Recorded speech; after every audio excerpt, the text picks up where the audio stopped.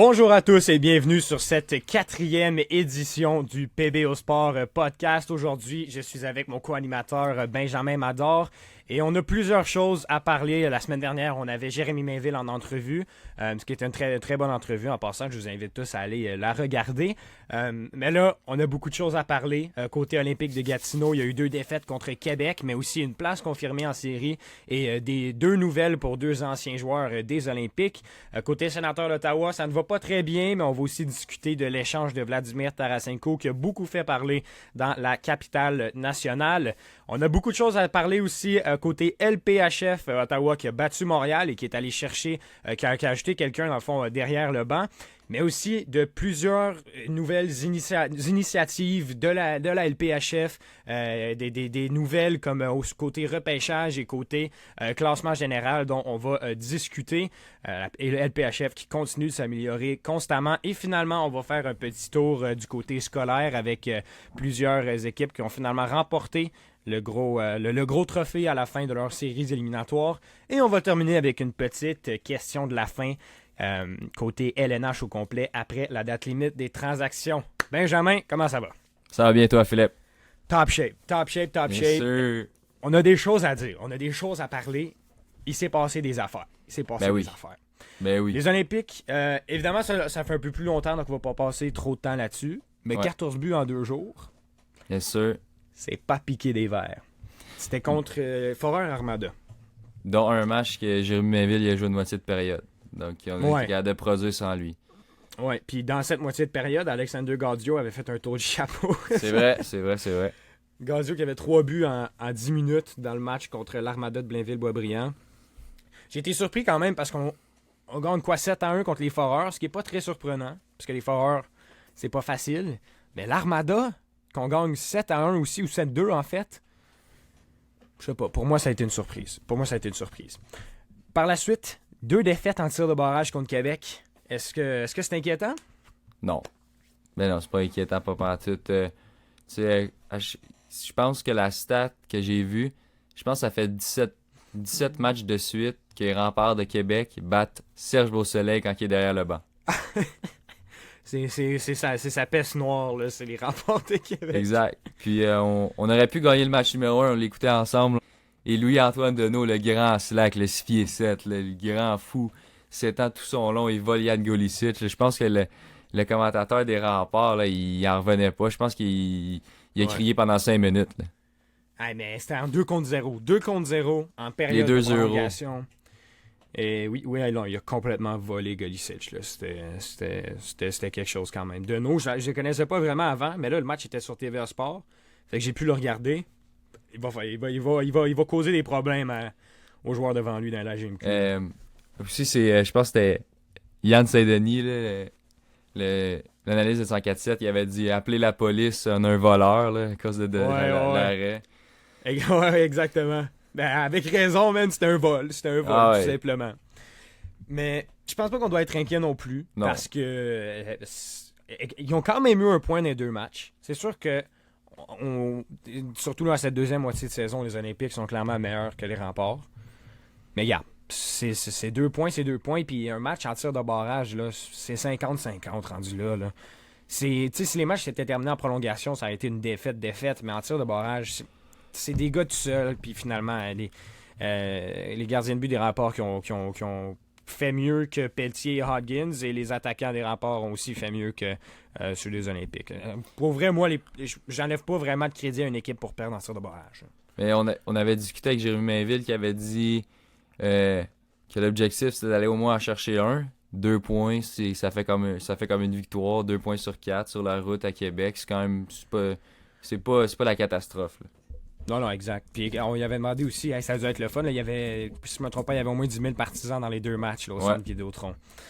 Mais il y a eu 2 points, et ces 2 points-là ont confirmé la place des Olympiques en séries éliminatoires.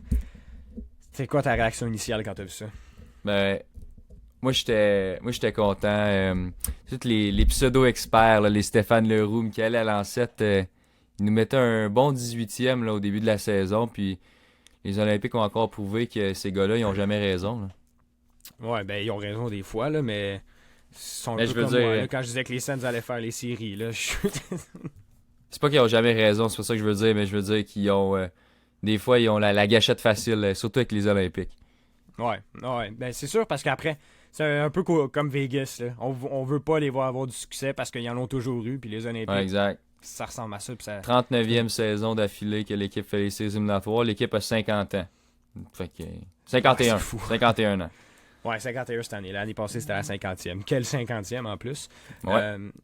Mais la seule chose là, qui est inquiétante, les Huskies de Rouyn-Noranda, qui sont quand même fort probablement l'adversaire de première ronde des Olympiques. On sait qu'ils ont Antonin Véro qui mène la LHGMQ en points.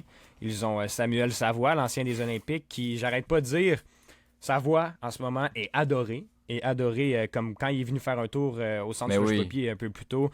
Tout le monde l'applaudissait, tout le monde était content. Mais j'ai l'impression que sur la patinoire du centre Slush-Poppy, il est en train de niaiser tout le monde. Le tuer. Ouais, c'est ça. J'ai l'impression que les partisans vont changer un petit peu d'avis. Là. Je sais pas. Ah ouais, 100%.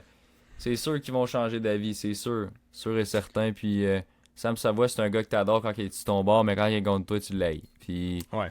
les personnes des Olympiques le savent. Puis tu sais, il y en a beaucoup qui vont dire on va essayer de pas le détester. Quand ils vont voir que Sam Savoie, je dis un exemple de même, il va arriver sur le bord des rampes, un double échec dans le dos de Justin Blais, là, ils vont commencer à le détester un petit peu plus. Là. Ouais, exact. Parce que c'est son style de jeu. C'est son style de jeu. Puis Exact. je te garantis que peu importe, lui, quand il embarque sur la glace, l'autre équipe, c'est tous ses ennemis. Tu sais, c'est la mentalité des joueurs de hockey. Puis surtout, tu sais, de toute façon, qui dans cette équipe-là, il a joué avec l'année passée, Vetrano, je pense. Ouais, Vetrano. Fait que- Puis il a fait le camp avec les gars, par exemple. Là. Ah ouais, Les gars pour qui lui, sont là, c'est- il a fait le camp avec, mais quand il est venu l'autre jour, il était allé ça a l'air qu'il était allé dans le vestiaire, puis il a dit j'ai hâte de jouer contre vous, j'ai hâte de jouer contre vous. Ok. T'attends-tu à une surprise? Peut-être que les Olympiques seraient capables de surprendre en première ronde? Ben j'aimerais ça, tu sais, Serge Beausoleil l'a déjà fait contre une équipe championne de la Coupe Mémoriale, mais là on va voir avec ce qu'on a, tu sais, deux gardiens de 17 ans, tu sais, c'est pour eux, ça va être leur première expérience, tandis que là, de l'autre côté, t'as la bête noire du centre Slush-Poppy, William Rousseau, qui a Comment ça, la bête noire ben, du centre Slush-Poppy? l'an dernier, avec les remparts, avait tout volé. Ah ouais? Volé. Il faisait des vols à chaque période, à chaque minute sur la glace. Contre les remparts en séries éliminatoires. C'était lui le gardien de but des remparts. Puis c'est lui qui a gagné la série contre Gatineau. Là. Puis William Rousseau, je suis content que t'en parles parce que vient tout juste de battre un record de l'histoire de la LHGMQ avec le plus de jeux blancs en une saison. Il en a 8. 8 jeux blancs en une saison. Peu importe l'équipe que tu as devant toi, c'est absolument incroyable, c'est impressionnant comme stats. Là, j'ai vu ça puis j'étais époustouflé. Je savais qu'il était bon, William Rousseau, mais ça vient de me le confirmer comme encore plus. Là. Ouais. Il est très fort. Il a commencé la saison un petit peu plus difficile, mais il a pris ses aises un moment donné, puis c'est parti, puis la machine a ouvert, mais la chose avec lui qui est spéciale aussi, le William Rousseau, pas repêché dans la Ligue nationale. C'est un autre. Ouais. Dans le fond, l'année passée, c'était sa première année éligible. Non, il y a 20, c'est un 20 ans, je crois. OK. Puis son coéquipier de l'an passé, Quentin Miller, là, il a joué, je pense, 5 games dans l'année parce que Rousseau était là. Lui a été repêché par le Canadien de Montréal en 3e ronde. Mais il n'y a aucune équipe qui est capable de donner la chance à un gars qui a gagné la Coupe Mémoriale, qui a été meilleur gardien l'an dernier de la Ligue au complet. Mais ça, par exemple, ça c'est non, on le repêche pas parce qu'il est peut-être un petit peu plus petit, mais ça c'est... C'est ça. Ben, il est 6 pieds 1. T'es Pas correct repêché, avec ça, là. pas repêché dans la Ligue nationale. Pas repêché. Ouais. Ah, tu me surprends. J'avais comme assumé qu'il l'était, mais... Non. Ouais. Ben, une équipe devrait clairement prendre une chance dessus. Le gars vient de faire 8 blanchissages. Tu vois, cette statistique-là, ça te tente de le repêcher. Au pire, ça sera en 7e ronde, mais pas nier là quelqu'un. Exact. Ce qui va être intéressant, par contre, là, c'est les Olympiques reçoivent la visite des Huskies le 16 mars, donc à la maison, et par la Samedi. suite vont à Rouyn-Noranda. Ouais, le samedi d'après, vont à Rouyn-Noranda. 2 matchs contre les Huskies qui restent dans cette saison. Je pense que ça va être l'opportunité parfaite. Ça va brasser, c'est ça que tu allais dire? Non, j'ai dit ça, on va tester. Ah ouais, ben c'est ça. Les deux entraîneurs-chefs vont vraiment évaluer les autres équipes, comment leurs équipes matchent les unes contre les autres. Les partisans aussi, on va avoir une certaine évaluation de à quoi on peut s'attendre en série. Pour vrai, ça va être 2 matchs importants d'évaluation. Là. Mais, tu sais, l'an dernier, les Olympiques avaient un peu fait ça en fin de saison. Le dernier match de la saison contre l'Armada, j'étais là à Blainville. Il y avait des joueurs qui avaient été assis, là. Donc, ça se peut que peut-être que les Huskies, ils ont déjà leur place. Ça se peut qu'ils disent, ça donne quoi de mettre Antonin Véro? Mais c'est sûr qu'Antonin Véro veut jouer contre Gatineau, donc, tu sais, c'est... Ouais. Mais tu sais, ça donne quoi de mettre, je sais pas, moi, c'est sûr que ça va pas être William Rousseau qui s'amène samedi au centre Soche-Papi, ça va être pas lui qui va être dans le filet, là. Ça va sûrement être pas lui. Si c'est lui, c'est surprenant, là. Non, je m'y attends pas du tout non plus. Mais ça serait nice. Au pire, on va le voir en première ronde, c'est sûr. Je pense que la clé, là, vraiment, si les Olympiques veulent surprendre, il va falloir un match à Rouen, ce qui va être un gros défi. Mais s'ils sont capables d'aller en chercher un, c'est toi qui en parles tout le temps, et comment ils sont forts à Slush Poppy, je suis garanti que la surprise elle peut être causée là, mais s'ils perdent les 2 matchs à Rouen, je pense que ça va être plus difficile. Là. Mais aussi, la clé du succès, c'est ça aussi. Mais moi, je pensais que tu allais dire qu'il faut rester discipliné. Les Olympiques en désavantage numérique là, contre des grosses équipes comme ça, là, on pourra tout donner le cœur du monde. Là, les Justin Blais de 16 ans, les gars comme ça, ils vont donner du cœur à 100%, mais en séries éliminatoires, c'est plus la même partie. Là, c'est plus les matchs de saison. Là, tu joues contre des gars de l'autre bord. T'en as 2 l'année passée qui ont gagné la Coupe Mémoriale, là, qui ont gagné la Coupe du Président. Là. Puis c'est le premier défenseur puis le gardien de but. Puis t'en as un autre qui s'est fait briser le cœur l'année passée parce qu'il s'est fait éliminer en 4. T'en as 2 même qui se sont fait briser le cœur parce qu'ils se sont fait éliminer en 4 contre les Remparts. Ils vont avoir faim. Le Sam Savoie, il va avoir faim. Antonin Véro va avoir faim. En plus, Antonin Véro, pas repêché en Ligue nationale. Son année de repêchage, il était classé en première ronde. Hein? Ouais. Au début de la Personne l'a saison, selon la centrale, il était classé en première ronde. Il y a eu des blessures, il y a eu des choses comme ça. Il a été invité au camp des Oilers. Il a même pas pu y aller parce qu'il était blessé. Oh my God. Donc lui, ça tombe mal en plus. Hein. Puis là, lui, il vient de faire toute une saison. Là. Lui, il vient peut-être se signer, il vient peut-être se faire repêcher. Là, comme on le disait avec Jérémy Mainville la semaine dernière, moi je sors toujours l'histoire de Xavier Simoneau repêché à 19 ans, mais lui, ça sera peut-être plus plausible qu'Antonin se fasse repêcher Simoneau. C'était un late pick, mais c'est quand même t'as quand même sa chance. Il joue avec le Rocket de Laval en ce moment sur le premier trio. Oui. Oh non, certainement. Certainement, c'est possible. Tu dis qu'il y a eu une très bonne saison. Probablement la meilleure de la GMQ. Là. Exact. Fait que, ouais, non, Véro. Puis je pense que l'année passée, je voyais comment il était bon, mais c'est parce qu'il y avait tellement de talent à Gatineau qu'on n'avait pas toute notre attention sur lui. Mais là, c'est rendu comme la superstar d'une équipe, puis man, il embrasse son rôle à 1 000 000%, puis il en profite pour démontrer à tout le monde son vrai talent. Là. Il voulait ce rôle-là. Il voulait, puis... à Gatineau, il y a eu un petit peu de difficulté à partir, à ouvrir le moteur, peu importe, mais là, il le fait très bien. Puis c'est un gars aussi qui est très, très, très intelligent. Le Jeff Plante le dit tout le temps. Antonin Véro, s'il fait pas la Ligue nationale, il va être coach dans la Ligue nationale. Parce que ça a l'air que c'est toute une tête de hockey, ce petit gars-là. Puis ça, c'est une qualité importante. C'est une qualité importante pour se faire repêcher parce que c'est quelque chose qui est difficile à apprendre. Le hockey IQ, tu peux apprendre quelqu'un à patiner plus vite, à shooter mieux, mais à penser mieux, c'est tough, tu sais. C'est impossible, quasiment. Ouais, fait que si c'est déjà acquis de même, ça peut l'amener loin. Pendant qu'on est sur le sujet des anciens Olympiques, on a eu une bonne nouvelle puis une mauvaise nouvelle. On va commencer avec la mauvaise. C'est Tristan Luneau, l'ancien des Olympiques, qui ne reviendra pas au jeu cette saison. Il était... là, maintenant, il appartenait au Tigre de Victoriaville. Oui, il ne pourra pas les aider en séries éliminatoires. Mais c'est ça, mais on sait pas. On dirait qu'on ne sait pas exactement si c'était une blessure. Il me semble qu'il y avait une infection, il y avait quelque chose au genou. Il y a eu une infection au genou, puis il y a eu un... Mais pendant le camp junior, le camp de développement d'équipe Canada, il y a eu un virus, je pense, puis... C'est ça. Écoute, moi, je veux pas dire je veux pas dire des choses... je veux pas passer des rumeurs à rien. Là. Fait que moi, je veux pas... On n'est pas des docteurs. C'est ça. Non, mais je sais pas ce qui s'est passé, mais ça a passé d'un virus, puis là, il a pas pu jouer, mais tu sais, c'est ça qui est ça, c'est une des raisons pourquoi l'équipe Canada n'a sûrement pas gagné, parce que c'était le meilleur défenseur de cette équipe-là. Ah, ouais. C'était ça, il aurait pu l'utiliser. c'était de loin le meilleur défenseur, même s'il y en a qui disent c'était d'autres Anglais, mais c'était le meilleur défenseur de cette équipe-là. Fait la Ligue nationale à 19 ans, là, come on. Là. C'est entre lui et l'amoureux ensemble, je pense que ça aurait En été plus, trop bien. Ouais, Lui puis en plus, t'avais Warren. Warren. En plus, t'avais Warren. Là, Un duo, ils se connaissent bien, ils savent le comment gros Claude Warren. joue, là. Puis, Le grand Warren, ouais.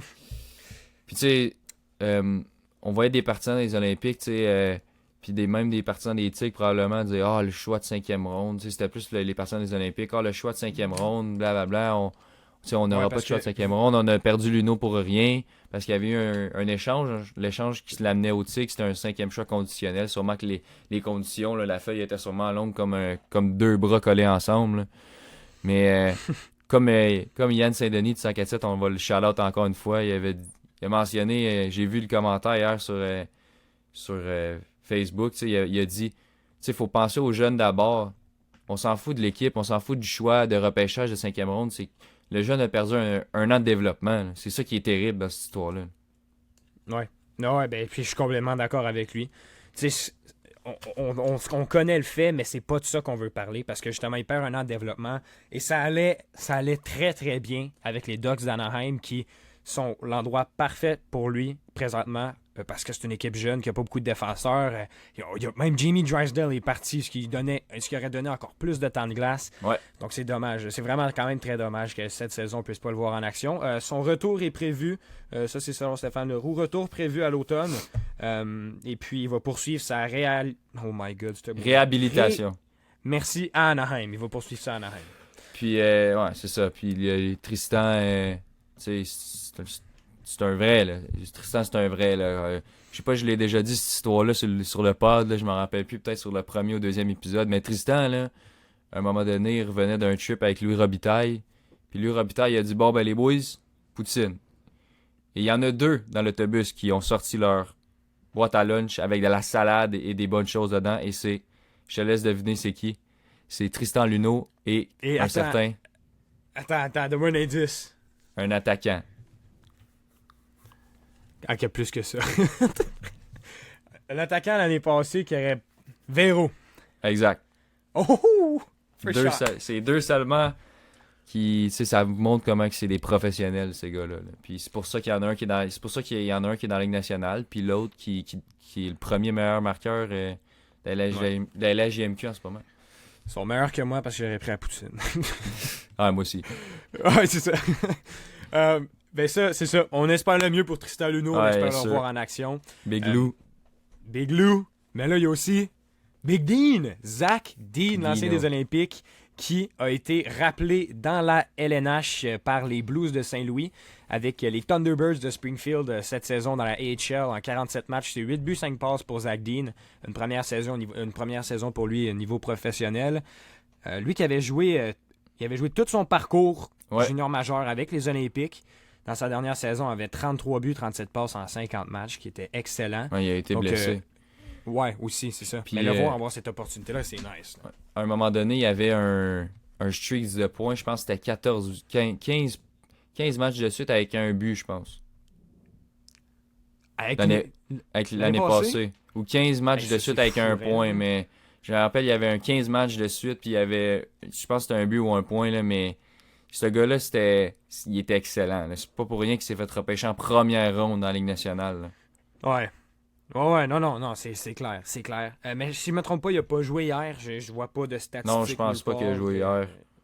Il a été rappelé, mais comme je pense qu'il devait être dans les gradins ou quelque chose, où les Blues, c'est ça, les Blues, il était à Boston hier, c'est un long voyage dans l'ouest, donc dans l'est, donc ils vont vouloir...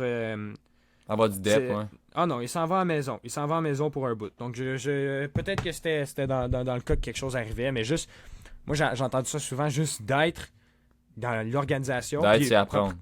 Ouais, puis premièrement, c'est du salaire le fun à avoir, là, c'est sûr. Mais t'apprends beaucoup juste de regarder le match d'en haut, là, puis de voir comment ça fonctionne, le locker room, puis les joueurs, puis tout ça.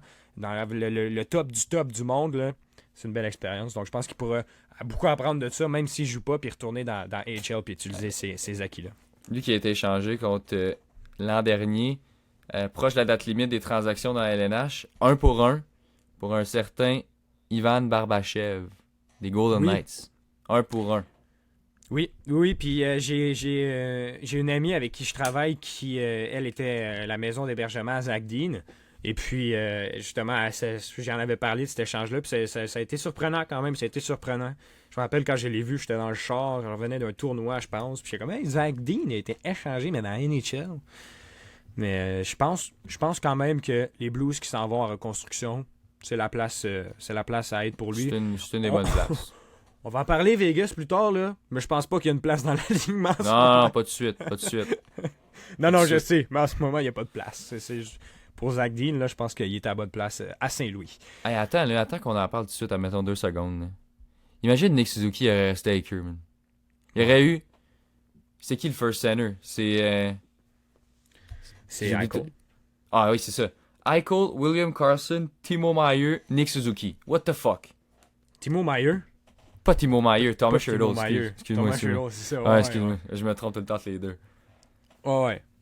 Non, ben c'est... ça a Imagine été un- fou, mais il n'y aurait pas eu le cap space pour Suzuki et Hurdle. Là. Oublie ça. Ouais, peut-être À que moins Suzuki qu'il aurait serait mis pas Suzuki développé. sur... Non, il l'aurait mis sur le LTIR, tu ben. Ouais, comme Mark Stone. Ouais, c'est ça. On va en reparler. Ouais. Mais on peut y aller un peu dans la LNH avec les sénateurs d'Ottawa. Je vais vite fait, là, je vais parler justement, je vais aller rechercher le graphique de PBO Sport fait par Benjamin pour juste me rappeler exactement de l'échange. On l'a utilisé une PBO seule fois. Sport. Ouais, on va le réutiliser. PBO Sport sur Instagram, allez suivre ça. Vladimir Tarasenko a été échangé aux Panthers de la Floride. Les sénateurs retiennent 50% de son contrat. Il a été échangé contre un choix de 4e ronde en 2024 conditionnel qui devient un choix de 3e ronde en 2026 si les Panthers remportent la Coupe Stanley cette année et un choix de 3e ronde en 2025. Ça semble pas beaucoup, et bien ça l'est pas. Qu'est-ce que tu pensais initialement quand tu as vu ça? Quand j'ai vu le trade, puis je devais faire le graphique, j'étais comme... Il venait de se faire voler, là. Steve Stéos, man, il dort sur le téléphone, là. C'est quoi, il a répondu au téléphone, il a dit « Oui ». Il a juste accepté, oui. Ouais. Mais c'est vrai que, comme t'expliques, il y avait des conditions, là, dans l'échange. Tarasenko, c'était là ou c'était rien, donc... Quand c'est ça, tu peux pas obtenir gros comme, admettons, Henrik, qui a eu un choix de première ronde. Exact. Parce que, check, on va se faire la discussion, là. Ouais, Mettons, moi je suis le GM des Panthers, toi t'es Steve Sales. OK. Tu m'appelles puis tu me dis que t'as pas le choix d'échanger Tarasenko. Vas-y. Je peux-tu parler en français, là? Ah ouais. OK. Yeah.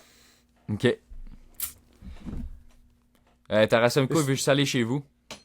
Fait que tu me Juste donnes chez nous, hein. Tu peux pas l'envoyer nulle part ailleurs, là. Ben, je pense qu'il veut pas. Ok, puis toi tu veux quoi en échange? 3 first. Je te donne un 3 puis un 4e. OK, on peut-tu négocier pour que le 4e soit conditionnel, Non, s'il te plaît? ok. Si on gagne la coupe, OK, c'est bon, ciao. Merci. Là. Ok, ciao. Ça That's s'est it, pas- c'est C'est tout. sûr, Stéos, c'est tu sûr pouvais que ça juste s'est passé de accepter. même. C'est sûr que ça s'est passé de même. Stéos ne pouvait faire rien d'autre que d'accepter l'offre Ben, parce que... C'était ça ou rien. Regarde, ouais, c'est ça les options qu'il y avait à Stéos, ok? Stéos gardait Tarasenko pour que les sénateurs manquent les séries. Il le gardait pour 20 matchs de plus, puis il partait cet été pour absolument rien. Pour aller en Floride. Ou, ouais, probablement. Ou, tu l'échangeais maintenant, tu faisais plaisir aux joueurs, sa famille vit en Floride et qui va participer aux séries éliminatoires et avoir une chance à la Coupe Stanley. Et Ben non, ils tu ont plus de reçois- chance. Ils ont plus de chance. Non, les Panthers. Non, ils ont plus de chance. Pourquoi? À cause de Vegas. On verra. La série, tout peut arriver. Mais c'est soit tu le perds gratuitement cet été, ou tu reçois un choix de 3 puis 4. Va chercher le choix de 3 puis 4, c'est mieux. C'est pas un first, c'est pas un second, mais c'est mieux que rien parce que Tarasenko avait une clause de non-échange complète qui lui permettait de choisir sa destination. Moi, je pense que Dorion, quand il l'a signé, il s'est dit, c'est sûr qu'on fait les séries cette année. C'est sûr qu'on fait les séries. Fait que ça sert à rien. Ça change quoi? Ça va donner quoi que j'y donne ou que j'y donne pas? Moi, il donnait, puis il partira dans l'été de toute façon. Quand on va avoir la Tout va coupe, être là. correct. Ouais. Il va pas. Écoute, Theo, c'est un autre problème de Dorion qui gère, puis les scènes sont pas en série. Donc il y avait une décision à prendre, puis il a pris la meilleure. Il a pris la meilleure. Mais cette négociation-là là, a dû être impossible parce que Ouais. l'autre équipe a dû juste faire comme je vais pas te donner de first, je vais pas te donner de second, je vais pas être insultant non plus, moi te donner un 3 puis un 4. Si tu le prends pas, ben je vais aller chercher quelqu'un d'autre. Puis le 4 conditionnel, ça doit être une mini négociation de Stéos. Ouais. Ça devient un choix de 3. Tu sais, c'est encore. Mettons, on dit que les Panthers ont gagné la coupe, puis c'est 2 choix de 3. Là. C'est pas. C'est rien. C'est encore un vol. Henrik a eu un first. Alex Wenberg a eu un second, je pense, ou un first, un second. Fait que tu sais, c'est sûr que c'est décevant, mais c'est la clause de non-mouvement qui a tout changé parce que le plan de Dorion a complètement échoué. Et puis Stéos a dû le gérer. Je pense qu'il l'a fait de la meilleure façon possible. Mais vraiment, qu'est-ce que je voulais dire? Bonne question. Je voulais dire de quoi à propos de Tarasenko, mais j'ai oublié. Moi, je me dis qu'on peut le voir du côté. On l'a signé, 5 millions. Il a aidé les joueurs. Il a eu 41 points. Puis il est parti pour un 3 puis un 4. Fait qu'on s'est ajouté 2 choix repêchage gratuitement. On peut le voir de même, puis oublier le reste. C'était tout. C'est comme ça que je pense que les partisans devraient choisir de le voir. Les sénateurs aussi, qui ont signé M. Boris Katchouk. Légende. Ce qui me fait toujours rire, parce que les sénateurs ont maintenant Tkachuk et Katchouk dans la même équipe. Puis j'ai fait un TikTok qui disait ce serait drôle qu'il rappelle Zach Ostapchuk pour avoir la ligne Tkachuk, pour avoir la ligne Chuk. Devine ce que les Sens ont fait ce matin, Benjamin. Non. Non. Zach Ostapchuk joue son premier match dans la LNH. Non. On aura Tkachuk et Ostapchuk. Tout est un gars de même. T'as le numéro de Jacques Martin. Là, appelle-le donc. Mettons en fin de game. Ouais, ça, on perd 5-1. Là. Come on. Lâchez un petit texte. Ouais, c'est ça. Ben, le pire, c'est que je pense pas qu'on va perdre 4-1, malgré qu'on les Suns ont perdu contre les Sharks, mais les Pingouins, là, ça va pas bien. Ça fait-tu mal, toi, à ton cœur de fan de Sidney Crosby depuis toujours? Ben, oui puis non, là, mais tu sais, j'étais plus un fan de Sid qu'autre chose, mais tu sais, je vois Sid, il a quand même une saison de fou, là. Il est quand même... Ouais. À son âge, il est quand même très fort, là. Il a bien commencé. Il a un petit peu sur une petite rechute, mais il fournit quand même. Puis moi, j'espère de tout mon cœur que Sid change d'adresse cet été. Ouais, hein. Pour aller chercher une autre coupe. Aller chercher au moins une autre coupe. Ouais, puis visiblement, il était déçu de voir Gensel partir. Ouais, c'était son body. On le savait, puis il voulait pas. Puis... Non, mais c'est pas surtout que c'est pas juste que c'est son body, c'est le message qu'envoie Carl Dubas aux Pingouins. C'est terminé. C'est un message clair, net et précis. On y va pas pour la coupe cette année, on y va pas pour les playoffs. Je l'envoie ailleurs, puis on s'en va chercher du futur. Mais bon. C'est vrai que Crosby mérite une chance ailleurs. Moi, je pense que l'erreur, ça a été de re-signer Malkin puis le temps. Là. Ouais. Je les aurais échangés avant. Puis... Ben là, Crosby part encore plus vite. Là. Ouais, mais c'est pas grave. Ouais. Parce que là, t'es pogné avec ces gars-là, là, ils vont plus valoir ben grand-chose bientôt. Là. Ouais. Dans la clause de Crosby, il faut qu'il accepte d'être échangé, peu importe. S'il te demande ou il accepte d'être échangé, honnêtement, je pense que ça accélère la reconstruction des Pingouins de comme 2 ans. 100%. Donc, honnêtement, là, ce qu'ils peuvent aller chercher avec ça, ça peut faire toute une différence. Fait que je sais que ça ferait mal au cœur des partisans et tout ça, mais je pense que c'est quelque chose qui serait nécessaire. Mais ça ferait mal au cœur aussi à Sid. Là. Oh oui, ben oui, 100%. Tu sais, ses enfants 100%. Ont grandi là. Ah non, il y a des enfants, Sid, me semble. Ben oui. Y a-tu des enfants? Y a-tu une femme? Ah oui. Ben oui. Ah ouais? Oui. Mais c'est parce que ce gars-là est absent des réseaux sociaux, hein. Il y a rien. Ouais. Il y a rien. Fait que tu peux... Tu sais, il garde ça, il est un peu nébuleux, le Sid, là. Il garde ça pour lui. C'est un gars mystérieux. Mais c'est ça, juste vite fait, le repasser Boris Katchouk, les sénateurs l'ont réclamé, merci au balotage. Lui qui, cette saison, avec les Blackhawks, en 38 matchs, avait 5 buts, 4 passes pour 9 points, ce qui est vraiment pas exceptionnel. Katchouk va pas venir aider à compter des points, compter des buts. Il va seulement... C'est un grinder. C'est un gars de 3e, 4e ligne qui va donner tout ce qu'il a, puis faire des mises en échec, puis aller chercher la puck. Vraiment plus un joueur complémentaire, style physique. Là, je pense pas qu'il va mettre la puck dans le fond du filet très très souvent, mais on va célébrer quand il va le faire. Avec Asterchuk puis Ketchuk.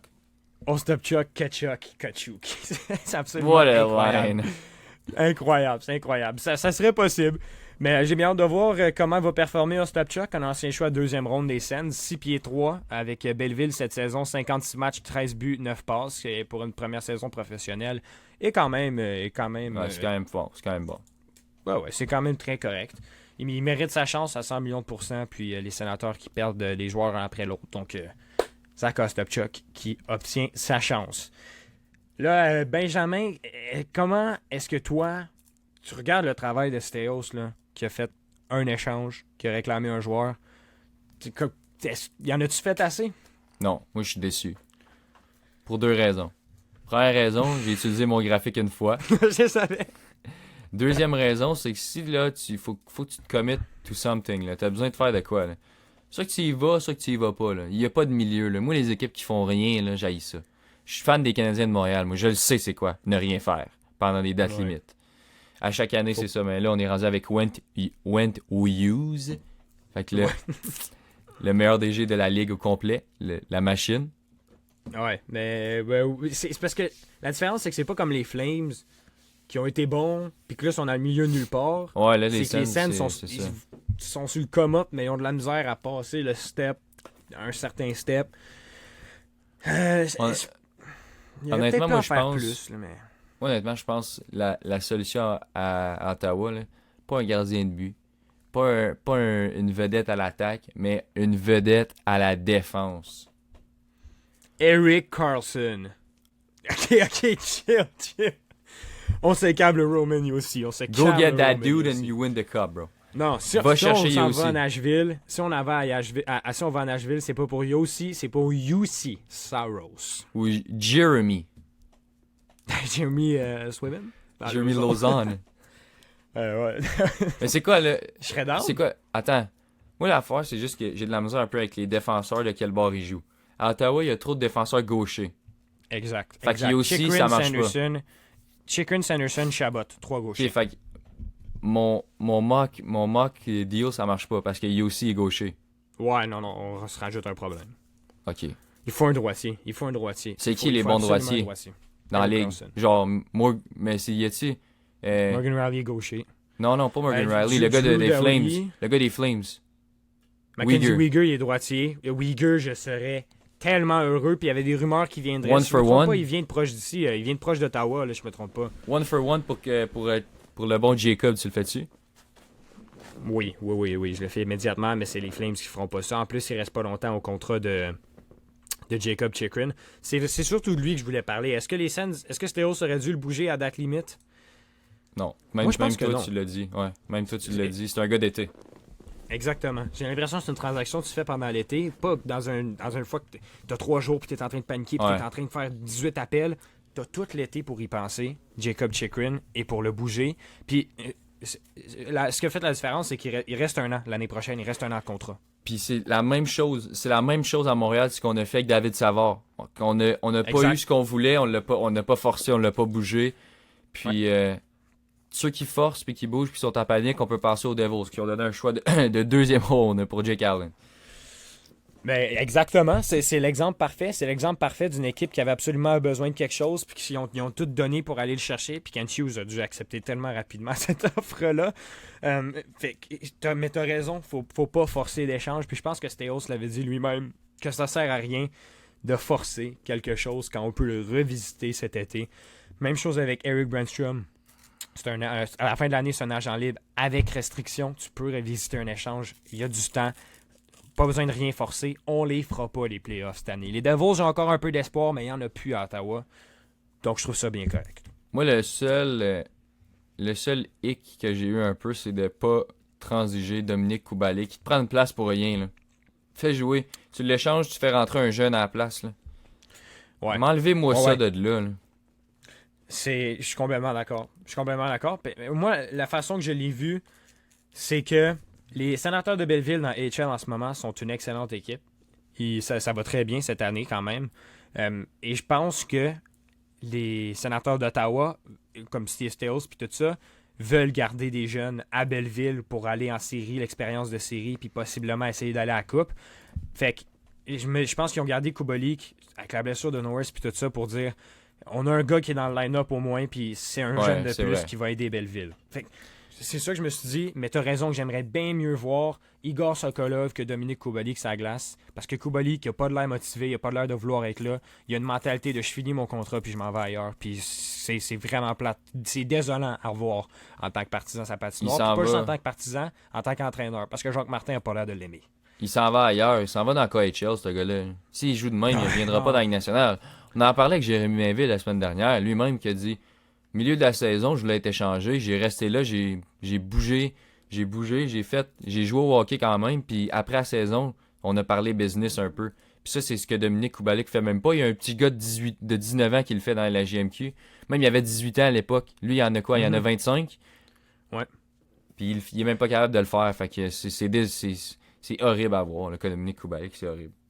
Ouais, c'est vrai, parce que c'est ça, Mainville qui a dit je voulais me faire échanger, mettons, au milieu de la saison, mais j'allais finir la saison parce qu'un gars qui demande à être échangé dans le milieu de l'année puis qui abandonne, quelle équipe va le vouloir? C'était pas là, ça. Là, Kubalik s'en fout de ce que les équipes vont passer de lui. Je pense que c'était pas ça. C'était un peu après la date limite.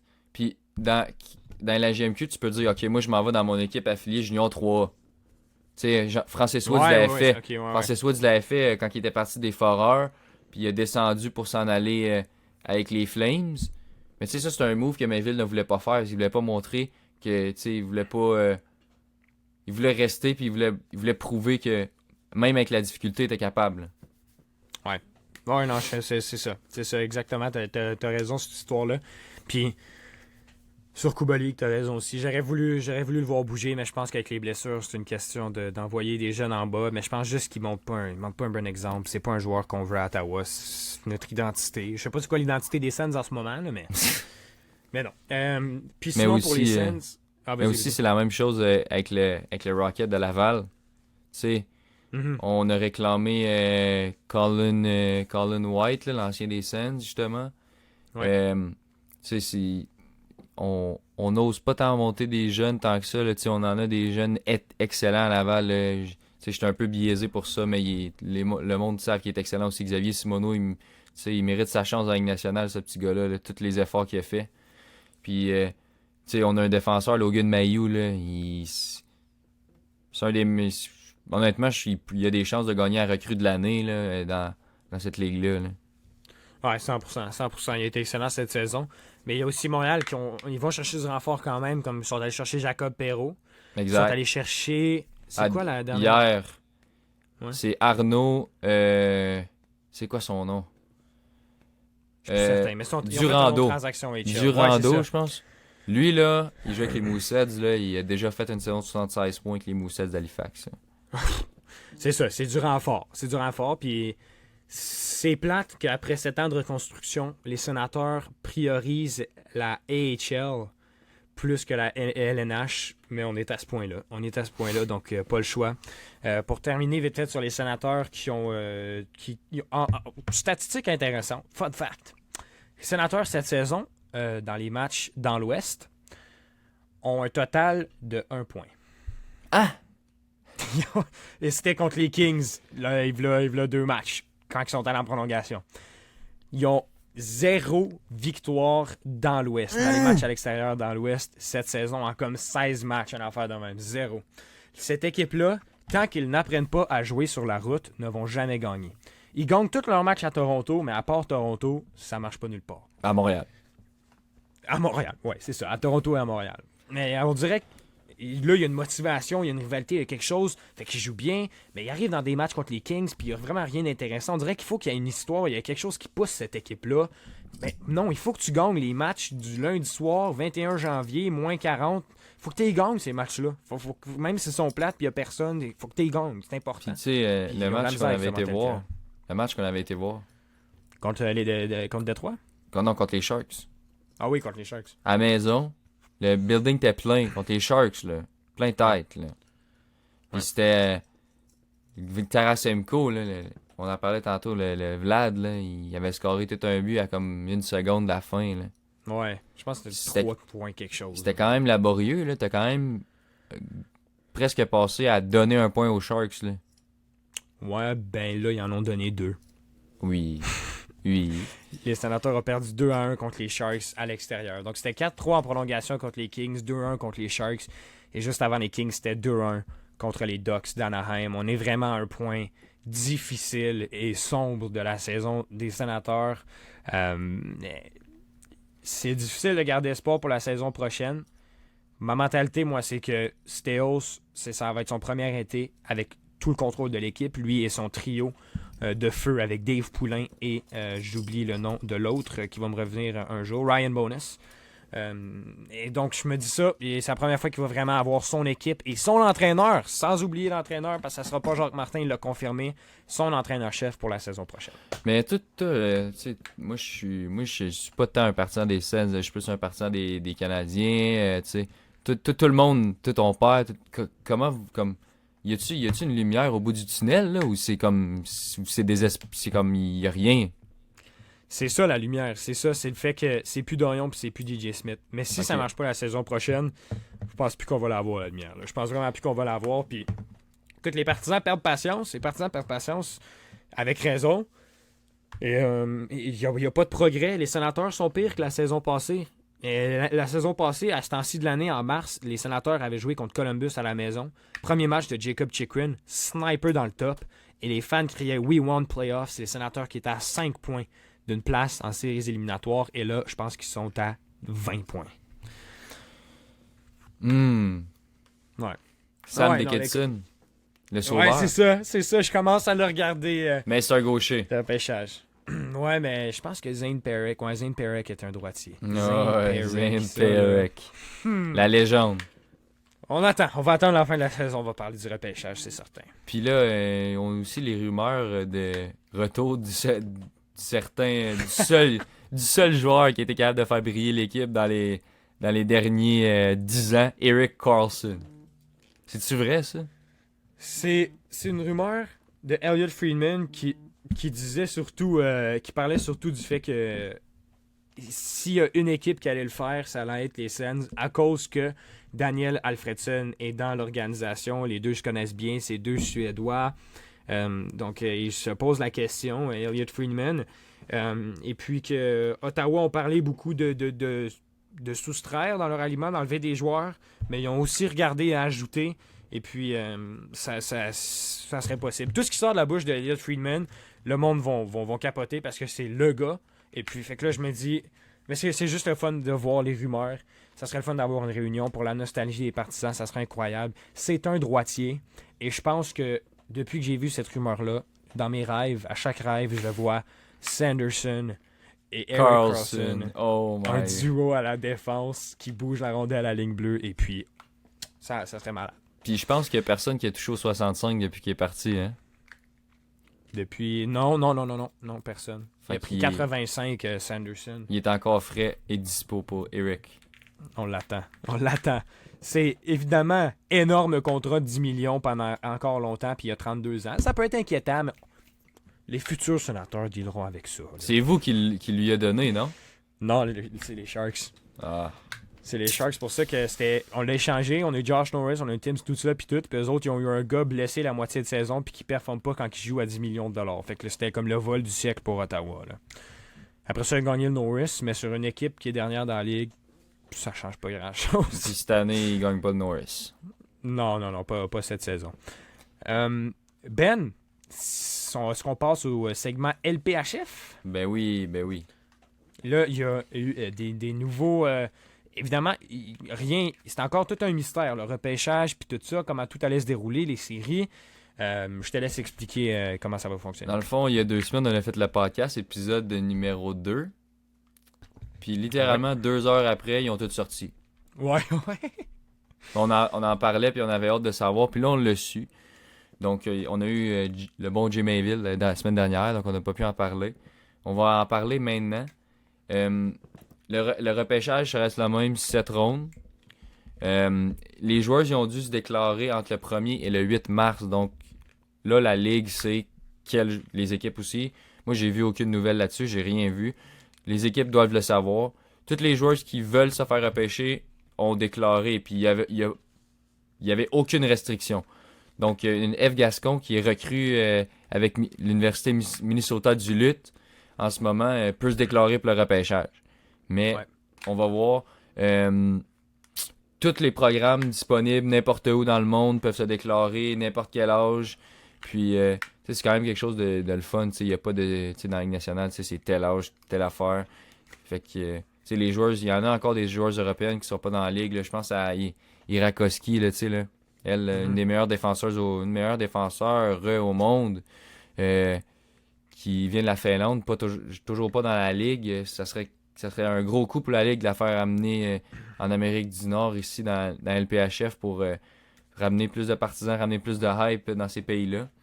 Puis, c'est ça. Donc, puis là aussi, on a eu le nouveau règlement que t'aimes vraiment pour l'anti-tank, pour le anti-tanking system. Le premier choix de la LPHF va être décidé parmi l'équipe qui aura récolté le plus de points après s'avoir fait éliminer des séries.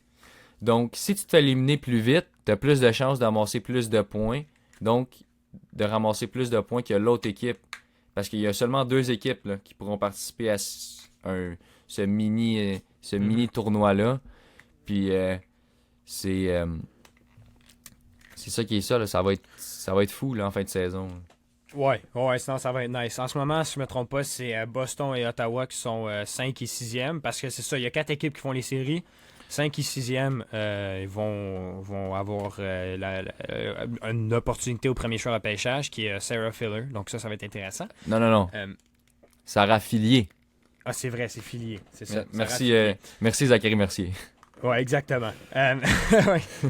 Puis, fait que ça va sûrement être Ottawa et Boston. Il y a des bonnes chances. Mais les équipes, au moins, vu qu'il y a juste 6 équipes, puis le classement est si serré, les équipes vont pas tank pour être éliminées avant, parce que ils vont toujours être proches des séries. Ouais. Quand ça va donner, ça va donner. Parce que moi, c'était la question que j'avais.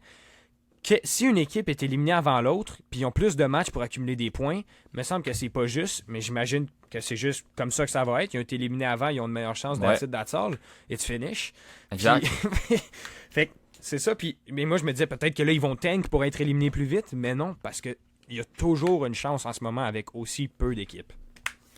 Mais ça va être vraiment intéressant. Là, puis ce repêchage-là, on se bat pour une joueuse qui domine l'NCAA en ce moment. Là. Pour une jeune fille, là, je sais pas c'est quoi son âge. Je sais pas c'est quoi son âge exact, là, mais dans la vingtaine. 24 ans. Elle a 24 ans, elle se fait appeler déjà 23. en équipe. 23 ans, elle se fait appeler déjà en équipe canadienne. Ouais. Pour les gros tournois, les championnats du monde. Elle n'est pas repêchée dans le PHF. On a parlé de ses statistiques. Princeton University dans la NCAA hockey féminin, 29 matchs, 30 buts, 13 passes. C'est une scoreuse pure. Elle est là pour compter des buts. Là. Puis si on parle un petit peu plus de LPHF Ottawa, honnêtement, ça nous prendrait ça. Là. Honnêtement, cette joueuse-là, ça pourrait être un impact exceptionnel sur le premier trio. On manque un peu de punch à Ottawa sur l'attaque. Et on manque un peu de scoreuses nées là, avec les mains. Là, des gens, des filles qui sont nées avec marqué des buts, là, qui sont nées avec cet ADN-là. C'est ça que ça prendrait à Ottawa. Ça serait vraiment une belle addition pour l'équipe.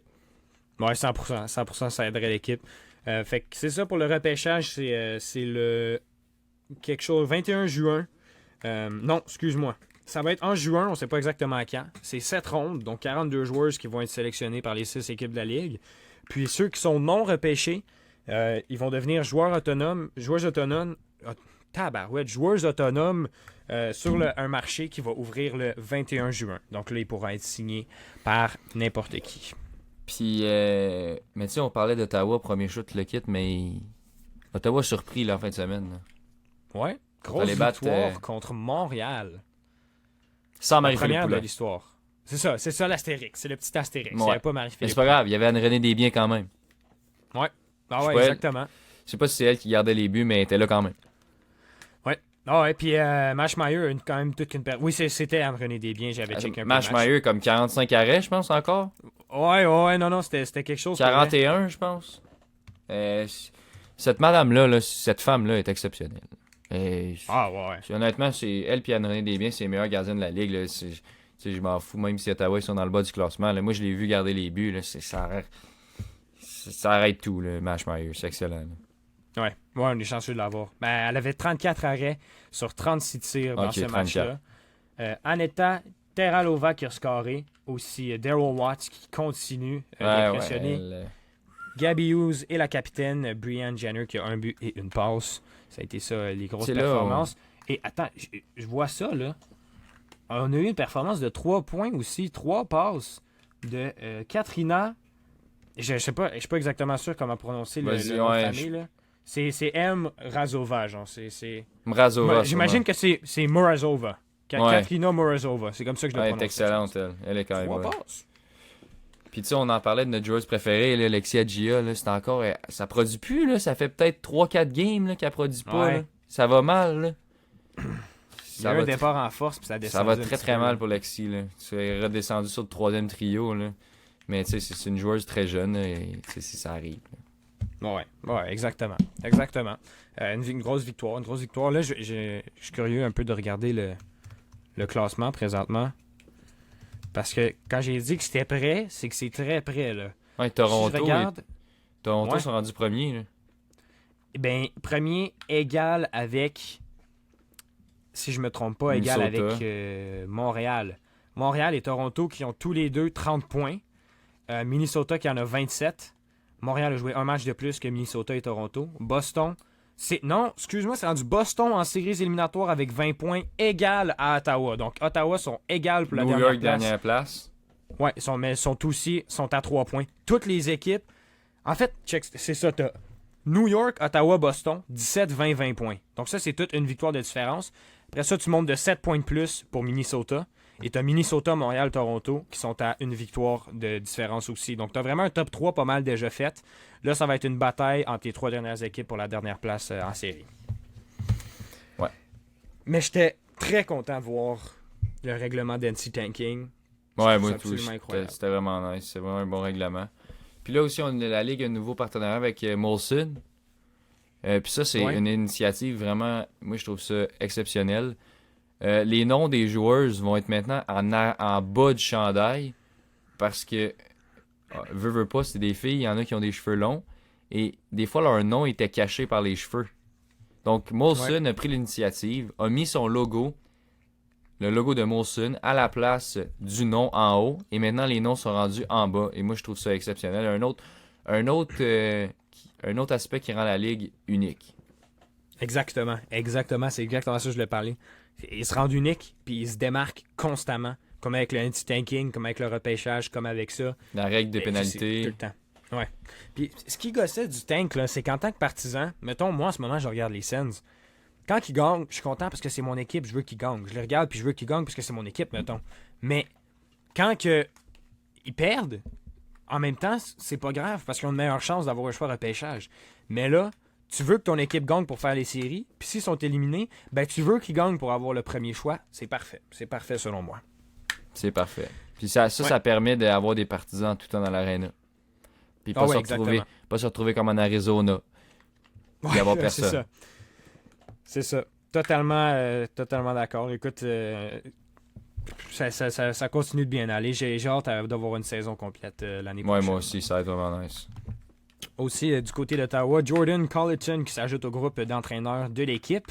Elle dirigeait la formation de Leksands IF dans la Ligue suédoise de hockey féminin tout récemment. Donc là, elle s'amène. Elle est quand même jeune, mais elle a beaucoup d'expérience. Puis ça a l'air que c'est une grande professionnelle qui pourra amener beaucoup à Ottawa. Puis on parlait des séries, tantôt on a oublié de mentionner 2 choses. C'est des séries de 3 de 5.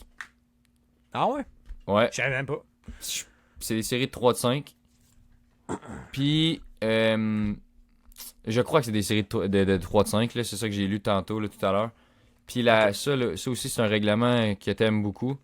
La première place qui choisit, qui veulent affronter la 4e ou la 5e. Ou la 3e, c'est ça? La 4e ou la 5e. C'est vrai. J'avais complètement oublié. Ça, c'est... Ouais. Ça, c'est vraiment cool parce que, en ce moment, là, t'es Montréal... Puis moi, je suis Ottawa. puis Montréal disent... Montréal ont le choix entre Ottawa et Minnesota de choisir contre qui ils veulent jouer. Ils décident de prendre Ottawa. La coach rentre dans la chambre, elle dit aux joueurs, on joue contre Montréal en première ronde, ils nous ont choisi, ils veulent jouer contre nous autres.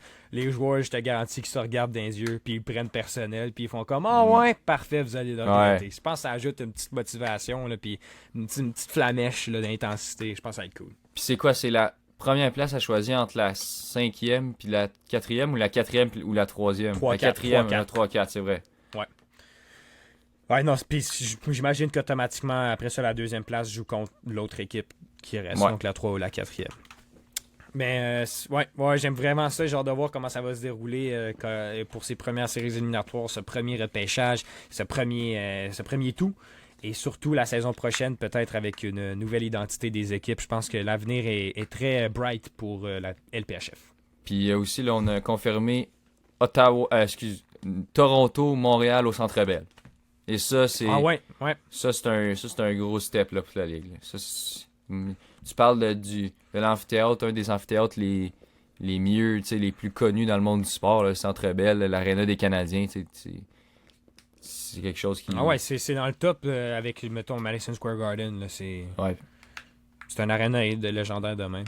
Puis c'est cool, Saint-Ernest contre Marie-Philippe Poulain, c'est un bon match-up pour un match comme ça. Là. Ouais, exactement.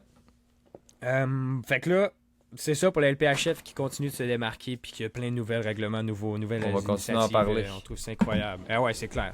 Chaque podcast, on va parler d'Ottawa. On espère quand même qu'ils fassent des séries parce que ça serait le fun à parler et à regarder aussi. Non, on veut se raffilier. Ouais, mais ça serait le fun quand même de faire ici. Les deux seraient le fun. Moi, je suis plus... moi, je pense plus à dans 2-3 ans. Moi, je veux avoir ça raffilié. On est sur le filier train. Là. On est prêt à l'avoir arrivé, débarquer à Ottawa. Donc, on va terminer, pas terminer tout de suite, mais vite fait, on va passer par le scolaire. Les Patriotes de l'UQTR qui sont champions de la OUA, donc le hockey universitaire. L'équipe qui a éliminé l'Université d'Ottawa. Exactement. Puis aussi, ils ont aussi éliminé McGill. Ouais, McGill. Puissance. Ah ouais, puissance. Puis, tu sais, on a un Gatinois, il faut en parler. Connor Frenette. Champion avec les Patriotes, c'était une saison recrue pour lui. Là. Ouais, exactement. Puis c'était une très bonne saison. Oui. Mon Elite Prospect est buggé, mais cette saison, il y avait quand même 13 buts, 19 passes pour 32 points en 28 matchs, 4 points au-dessus du point par match. Très belle saison pour M. Connor. Un ancien des Tigres de Victoriaville. Ouais. Puis il a joué son Midget 3 ici avec un intrépide de Gatineau, bien évidemment. Il a fait 4 ans avec les Tigres, 1 an avec les Remparts avant de partir avec l'UQTR. L'Université de Québec, Trois-Rivières. Fait que c'est ça. Ça, c'est les Patriotes. Sinon, le côté de l'intrépide, c'est pas terminé. C'est compliqué comment ça marche, les séries. Dans le Midget 3A, c'est tout fait pour que tout le monde joue le même nombre de matchs. Pas le même, mais le plus possible. Le plus possible pour permettre aux jeunes de se faire évaluer puis tout ça. Donc là, il y avait 2 matchs de plus. Après, ça a été fait éliminer par Alexis Joseph. Il y avait 2 matchs de plus. Et puis, ils en ont gagné un et ensuite perdu contre Jonquière, qui était la dernière équipe de la Ligue à Jonquière. Et là, donc, ils ont un match à élimination directe contre les Chevaliers de Lévis. À Lévis. Donc, c'est un match à surveiller. Lorsque vous écoutez le podcast, le match est déjà déroulé. Donc, on espère le mieux pour l'Intrépide. Sinon, Ben, du côté plus Ottawa, GGs, tout ça, dans la Ligue. Ottawa, GGs. Ouais, ben ça a été éliminé des deux côtés, féminin et masculin hockey, là. Mais c'est Concordia qui a remporté chez les femmes contre... Qui avait une fiche de... 25-0. Ouais. C'est pas très, très surprenant. Non, puis... ben, on a quand même... Hey, c'était match numéro 3, là. Ouais, je sais. Match numéro 3 contre les Carabins de Montréal. Les filles... les femmes des Carabins ont livré la marchandise, mais au final, l'Université de Concordia est tout simplement trop forte. Là. Tout simplement trop forte. Puis ensuite, on a eu... Sur le basketball féminin, on a eu aussi les Ravens de Carleton, back-to-back champion, comme les Chiefs de Kansas City. Puis Philippe, t'étais là, hein, ce match-là? Non, ben j'étais là, ben c'est ça, j'étais un match J'étais un match Ravens contre les GGs. Là. C'est la Capital Hoops Classic, la classique Capital Hoops, qui est tout le temps un match annuel entre les Ravens et l'Université d'Ottawa, qui est comme une grande rivalité là, depuis longtemps, puisque les deux sont très proches. Puis les femmes d'Ottawa qui dominaient quand même, qui jouaient un très bon match. Et puis à la fin, Carleton s'est réveillé et est allé chercher la victoire, quand même au la main. Clairement, il y avait une bonne équipe, puis ça a fonctionné. Mais c'est surtout l'entraîneur-chef du basketball féminin des Ravens. Parce que j'étais journaliste pour TV Rogers à ce match-là. J'étais assis juste derrière elle. Et oh my God, j'avais tellement peur. Parce que elle criait après les joueurs. On dirait qu'elle me criait après moi tellement c'était intense et puissant. Là. Comme s'il se passait quelque chose sur le terrain, elle se retournait et elle criait après ses joueurs qui étaient assis sur le banc. C'est une femme passionnée à 1 million % qui coach avec une intensité comme je l'ai jamais vu. Je pense que ça fonctionne. Un Patrick Roy. Une Patrick Roy. Ah ouais. Patrick Roy. Patrick Roy. puis ça fonctionne. Ça fonctionne back-to-back champs. Des fois, c'est ça que tu as besoin dans une équipe. Petite question de la fin, Ben. On fait un petit tour, on sort un petit peu de la région. Parce que c'est pas dans la région que cette question-là va se répondre. Qui va gagner la Coupe cette année? Qui est ta prédiction après cette date limite des transactions? Je vais te surprendre. Oh. Je reste avec mon choix de départ, les Canucks de Vancouver. Ça, c'est bold. Parce qu'ils n'ont pas fait grand-chose à la date limite, là. Ah, même pas été capable d'aller chercher le bon Phil Kessel. Ah ouais. Je pense que juste à cause de ça, il mérite même pas la coupe. Ben, il va avoir toujours un astérix. Tu sais que Phil Kessel est à 9 points des 1000. Ouais, je le sais. Puis il est aussi proche de 1000 matchs aussi. Je pense qu'il a fait 1000 matchs. Je pense qu'il a fait plus que 1000 matchs consécutifs, non? Le Ironman Streak, c'est lui qui l'a. Mais non, il est proche de 1000 points. Ah, ça c'est plate là, pour lui. Là. Ben vraiment, je sais pas s'il va pouvoir l'atteindre. Là, j'essaie de retrouver, parce que je t'avais envoyé, mais les Canucks, attends, avant que je parle de mon choix, pourquoi les Canucks? Qu'est-ce qui te fait dire les Canucks? Parce que je trouve que c'est une équipe complète. On a un bon gardien de but, malheureusement, s'est blessé dans le dernier match. Il va rater de 2 à 3 semaines. Mais ça va lui permettre tu sais, le deuxième gardien, Casey DeSmith, il est pas, c'est pas un gardien, c'est pas un deuxième gardien élite, là. Fait que Demko jouait beaucoup de matchs. Donc cette blessure-là, ça va peut-être l'aider à Demko à prendre un peu plus de congé puis à être prêt pour les séries éliminatoires. Ouais. La défensive, c'est défensive lead par Quinn Hughes, c'est une excellente défensive. Puis l'attaque, à l'attaque, on a Elias Lennon, Elias Pettersson, JT Miller, Brock Besser. C'est des gars qui savent jouer au hockey. Là. Ouais, c'est ça. Puis c'est l'équipe pour qui je vais prendre parce que je veux voir la Coupe revenir au Canada, sauf dans les mains de Toronto. Je vais prendre pour les Oilers, les Jets, les Canucks, mais Toronto, ouais, je serais pas capable. Mais moi, je vais te dire quelque chose par rapport à ça. Moi, je vais prendre pour Toronto si on est en finale parce que je m'en rappelle que quand c'était les Canadiens qui étaient en finale, il y avait des fans des Leafs qui prenaient pour les Canadiens pour ramener la coupe à la maison. Il y en avait. Ramener la coupe à la maison. Exact. Il y en avait qui prenaient pour les Canadiens. Puis moi, je suis un gars qui aime ça redonner à ceux qui ont donné. Donc, si les Leafs sont en finale contre les Golden Knights de Las Vegas, crois-moi que je vais porter un chandail de Matthews. Crois-moi. Wow! Crois-moi que je vais en mettre un. Ouais, moi je suis pas un gars de même. Par contre, je suis vraiment pas un gars de même. Puis je pense pas qu'eux aussi le seraient envers Ottawa, par contre. Mais... surtout après Ridley Gregg. Mais je prendrai pas pour Toronto. Moi, j'espère que Toronto soit éliminé en première ronde. Ça, c'est... Ouais, mais s'ils se rendent en finale, on va essayer de les supporter. On va essayer. Ouais. Sauf si c'est les Canucks. C'est ça, je te dis. Moi, c'est les Canucks all day. Moi, c'est Vancouver. Ils vont gagner la coupe. C'est jamais les meilleurs qui gagnent la coupe. C'est jamais l'équipe avec le plus boosté. Ça se voit partout. Check Boston, sont fait éliminer en première ronde. Et là, Vegas sont allés se tirer dans le pied en se bâtissant une équipe de fous. Et moi, je te dis, ils vont pas... Je pense, gagnent la coupe. S'ils gagnent la coupe, oui. Mais c'est jamais les finales de la Coupe Stanley de la Ligue nationale, c'est jamais des histoires préécrites.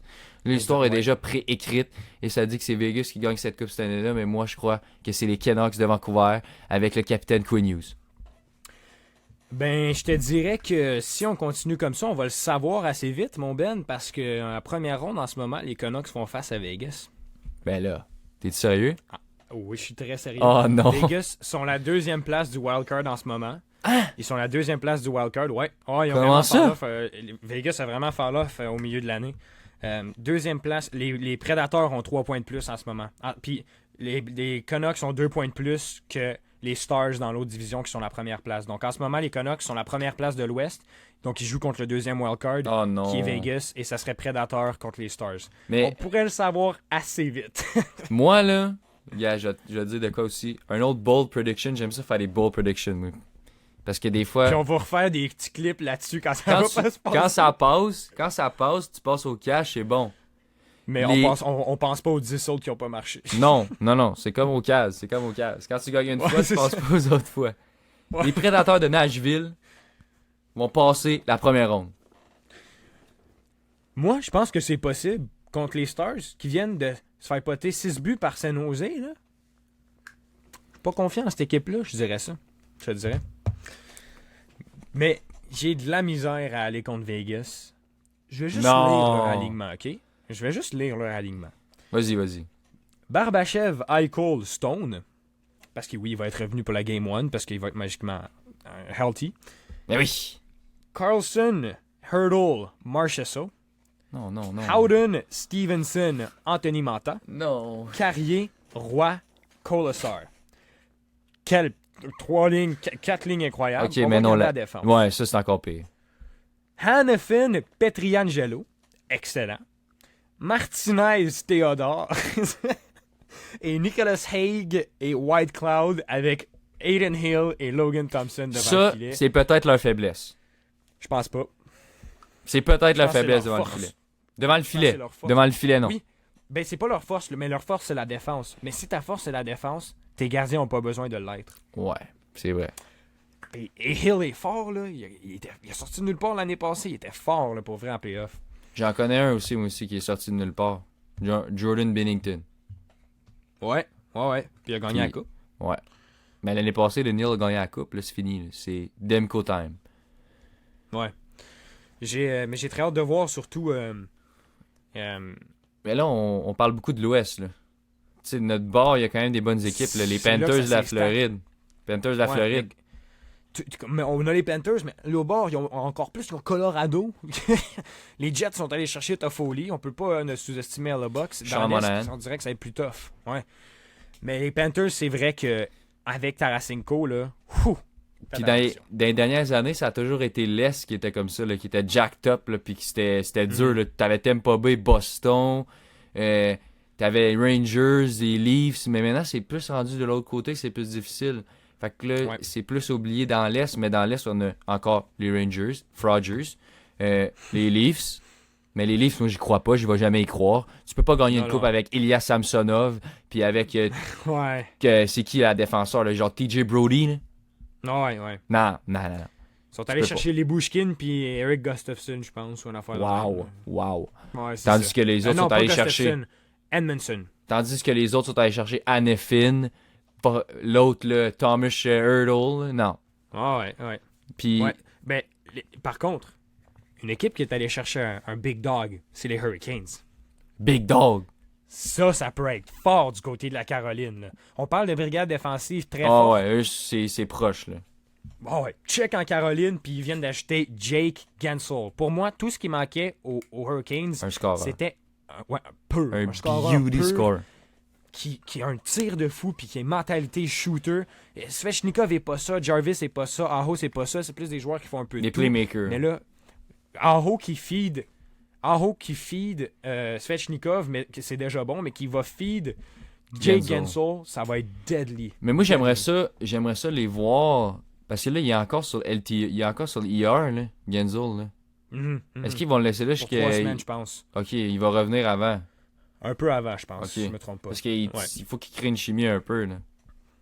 Ouais. Puis, du côté de la Caroline, par contre, ils ont une bête noire qui est la finale de conférence. Ouais. Depuis 2006, je pense, quelque chose du genre, je sais plus trop exactement depuis quand, mais dans leurs 4 dernières finales de conférence, Ils ont tout ils perdu. ont été éliminés en 4. Ils ont tout perdu. balayé 4 fois de suite en finale de conférence. Pensez-y, là. Balayé. C'est une statistique qui ne sonne même pas réelle. Même pas un match là, en 16. Ils ont perdu 16 de suite. C'est fou. On va voir si ça va donner les Hurricanes, mais moi j'y crois pas. Là. Moi, j'y crois. Moi, j'y crois Hurricanes, Rangers, Floride. C'est comme toi, là. Ce serait mes 3 choix. Moi, ça serait, pour l'Est, ça serait Boston. J'ai de la misère avec Boston. Boston. Ils ont de la misère ces temps-ci. Ils viennent de perdre 5-1 contre Zach Dean et les Blues. 5, ça serait Boston, Floride et probablement les Rangers. Ouais, moi je change Boston par les Hurricanes. Puis dans l'Ouest, Vancouver, Avalanche. Aïe. dis-les, là. Come on. Faut que ça soit dans ton top 3 quand même. Golden Knights. Ah. Ouais, ben moi, Golden Knights, Avalanche aussi. Est-ce que j'ose? Le Est-ce que j'ose Wild. dire Minnesota? Connor McDavid? Non. Oh, oh, oh! Je vais dire ça. Golden Knights, Oilers et Avalanche. On termine le pod là-dessus. You Ta sleep prédiction. Quoi? Non, j'ai pas Vancouver. Wow. Je pense que ben non, je les ai peut-être avant les Oilers. T'as raison. Mathias Ekholm, bro. Non, t'as raison. Je pense que je les aurais avant les Oilers. Non. Surtout à cause de Demko. Non, change mon choix. T'as raison. Stuart Skinner. Ouais, c'est ça. Mais je veux qu'on termine le pod là-dessus. Ta prédiction officielle. Ta dernière. Ta prédiction qui remporte la Coupe Stanley. Vancouver en 7 en overtime contre la Floride. Oh, ok. Un but de Ok, on Quinn a même Hughes. tout, là. Quinn Hughes in overtime, le Big Sally, paf, fini. Ah, non, Live il y the aura plus cup. de- Il y aura plus de gants. Quinn Hughes, this summer. Quinn Hughes. Mais, ok, bien, j'aime ça. Moi, je suis sincèrement désolé. Vegas Non. en 6 contre les Hurricanes de la Caroline. C'est ma prédiction. Canucks with the cup, good night. Quinn Hughes. Donc, c'était nos prédictions. On veut savoir les vôtres dans les commentaires YouTube. Vous pouvez toujours nous parler. Vous pouvez nous parler aussi. Nous dans écrire nos- même. Vous pouvez nous Ouais, écrire nous sur écrire. Instagram. Ouais, nous On va écrire. vous nos répondre. publications. On va vous répondre, moi ou Benjamin. Quinn Hughes. Quinn Hughes with the cup. Merci Ben. Merci Et à toi, puis, Philippe. Ben, ça me fait plaisir. Et puis, on se revoit la semaine prochaine, sans faute, pour la 5e édition du podcast. C'était la 4e. On reparle un petit peu de tout ce qui s'est passé. Il y a eu beaucoup d'actions. Merci d'avoir été avec nous et à la semaine prochaine. Breaking news, on vient juste de terminer. Là. L'autre show, on vient juste de terminer. Là. Philippe, il comprend pas. Là. Jake Gensel has been active from the AR. Pour vrai? Jake Gensel is back. Hey, je pensais qu'il restait 3 semaines. Jake Gensel is back. La preuve ici. Pour une fois qu'ils l'ont pas dit 2 heures après le podcast. Jake Gensel Nice. from the AR. Il Yes, va faire sir. sa première apparition avec il les s- Hurricanes. Je te l'ai dit de le prendre en fantasy. Hein? Il s'en va dans ma Jack Team. Il y a quelqu'un qui l'a dropped. Check ça avec son petit jersey des Hurricanes en plus. Il est déjà prêt. Yep. He's ready. Bien hâte de Merci. voir cette performance-là. Merci à Fantasy de nous l'avoir dit avant, avant Ah. qu'on ait terminé le pod. Là. Exact. C'est la nouvelle de dernière minute.